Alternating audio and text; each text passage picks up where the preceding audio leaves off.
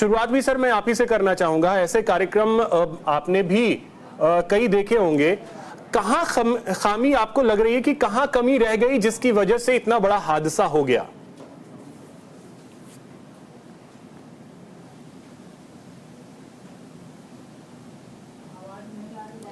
Sir audio शायद आपका mute है सर, प्लीज अनम्यूट कर लीजिएगा।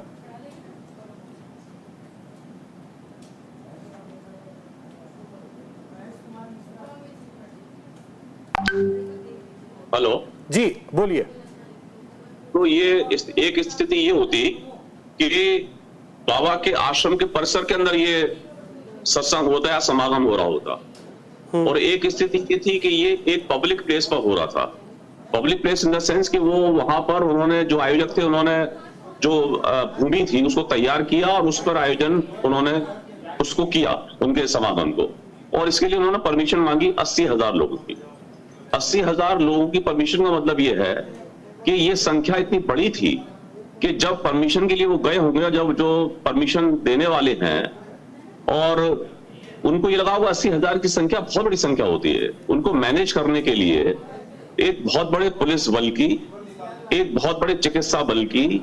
एक बहुत बड़े वहां के स्थानीय नगर पालिका या नगर जो भी है उसकी सहायता,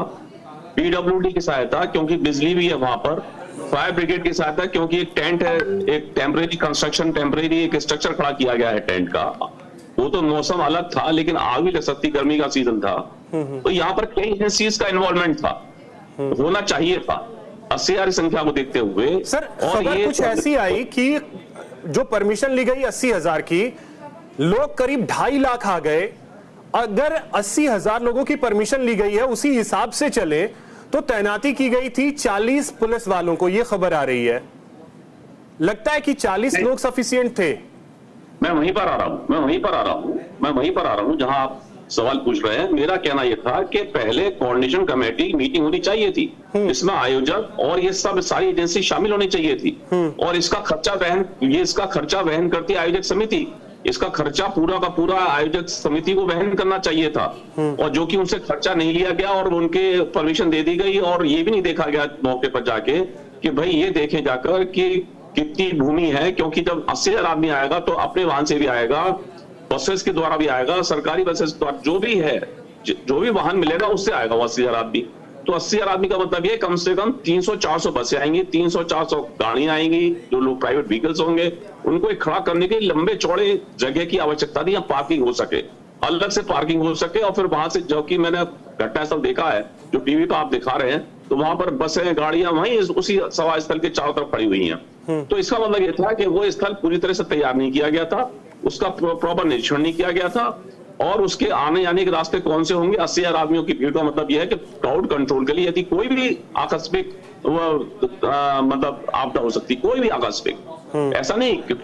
ये तो चलिए भगदड़ मच गई, मैं कहता हूं कि कोई आगे लग जाती, या मैं कहता हूं कि कोई स्ट्रक्चर गिर जाता, तो इस स्थिति से निपटने के लिए एक कोऑर्डिनेशन कमेटी की मीटिंग होना बहुत जरूरी था,